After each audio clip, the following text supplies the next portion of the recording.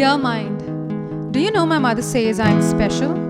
I'm special because she had to wait 10 years to carry me in her room. My father tells me I'm special. I'm special because he chose my name while he was at the pilgrimage. They tell me I am special since I knew exactly when to jump from the top branch of the mango tree to land myself up on my feet at the age of 7. They said, it isn't her, she is something else, and you will see. They kept telling me I am special until you took over my innocence even before I turned 11. You now have the time of your life, don't you?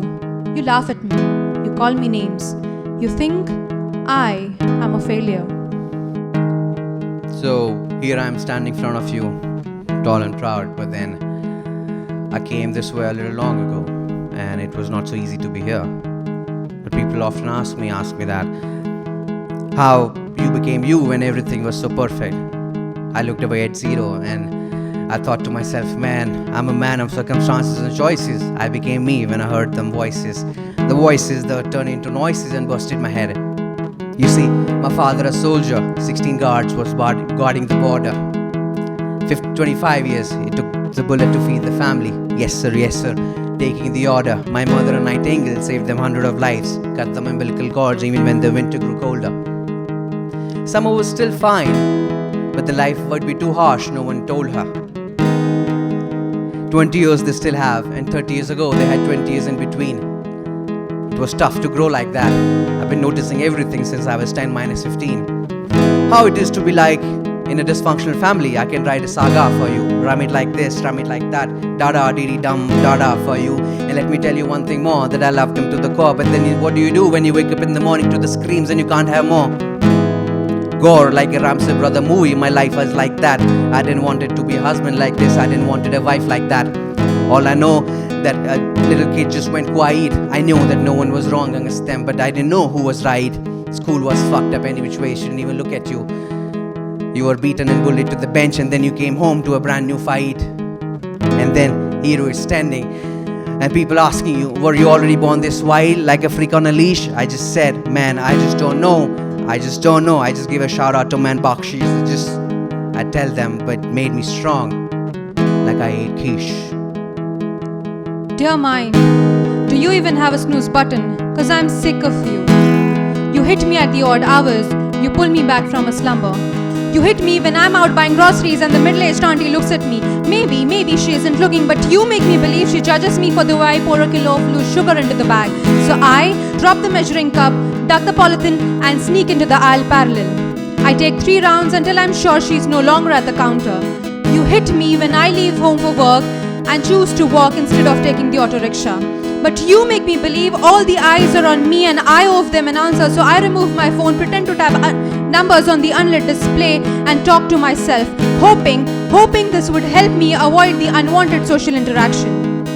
You hit me hard when I wait at a busy roadside stall with my sister to buy piping hot samosas on a winter evening.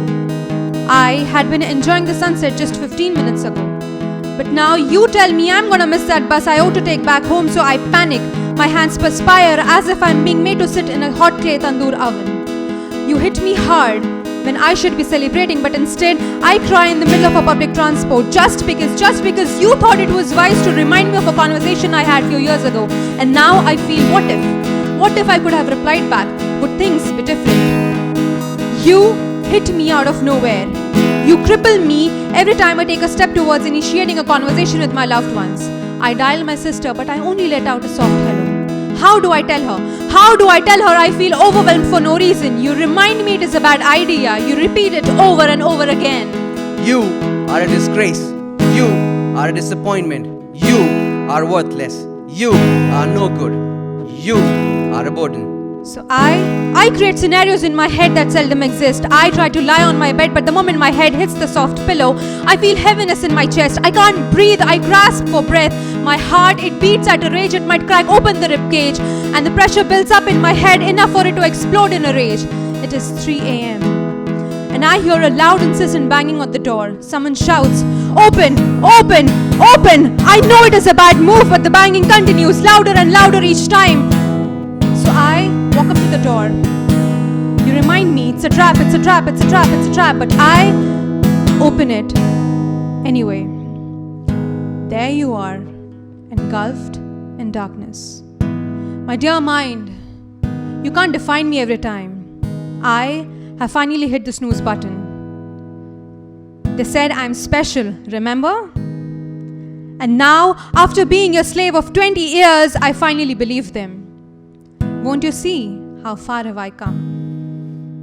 He hides himself in the bathroom, takes longer than usual showers. Parents say he's gone shit lazy, he sleeps for 13 hours. He used to wear all yellow, now he's into all black everything. Black roses and black flowers. No one knows what he's up to, he's locked up in his room for days. He's finding solace in the dark days. But no, there's no sun rays. Well, he's gone a little weird too, that's what his best friend says. He stares at the fan on the ceiling in a very calculative manner. He's into metal rap and blues. He's into metal raps and blues. Prisoner of war on the door, that's the banner. He even sips gin at the night when everyone is asleep, and he writes all the good things. He screams at the wall and in the mirror he sings. He even stares at the laptop in the night for no reason. He says that he's feeling cold. He asks for a blanket, this is not even the season. Matu says that something has happened to you. You were not like this before. I said yes, I was not like this before. Something has happened to me, I guess I'm done and dusted. I can't take no more. Life is like a movie, but then here I define myself into a different stream. I even take turns on the bed, then I sleep on the cold floor. Life is a little more than less, a little more complicated than a chess. I would clean it up like a kitchen top every night, then the next morning I would wake up in a mess. Press play the button, put your headphones on, put your song on, put your Sayoni on, put them dreams on a rack in a stack, and then what you do? You let them on fire and let them be a light in the house, and then what you do? Or maybe you just forget about them. God damn, I've cooked my story full of tattoos and skulls. Why don't you have it? So yum. चुपचाप रहना, अकेले रहना, वो जो पूछे तुमसे क्या हुआ, सब बढ़िया है, बस ये कहना. ये सीने में जलन या खलिश यूं ही तो नहीं, ये चेहरे पे मुस्कान, ये आंखों में नमी यूं ही तो नहीं, ये अकेलापन, ये तन्हाइयाँ यूं ही तो नहीं. ये मुश्किलें भी हैं, परेशानियाँ भी हैं, है सीने में ताज़े ज़ख्म, पुरानी निशानियाँ भी हैं, है किस्से कहीं दफन, कहानियाँ भी हैं. मैं खड़ी हूँ अभी तक कैसे, ये हैरानियाँ भी हैं. मंजिलें कहाँ थी आसान, कहाँ ये रास्ते रोशन थे. कभी पतझड़, कभी बारिश, कभी बहारों के मौसम थे. मेरा जहन करे सवाल, मेरे अंदर ही जवाब है. मेरे अंदरूं ही एक हर्फ, मेरे अंदर ही एक किताब है. मैंने पढ़ा था कहीं, शान समंदर में क्या जाबाज बने हैं कभी. वो जो आसमां के मकी हैं अभी, वो जमीन पर रहते थे कभी. उन्हें अपने इरादे मत बताना, वो हंसेंगे. करके दिखा दो, यकीन करेंगे सभी. करके दिखा दो, यकीन करेंगे सभी.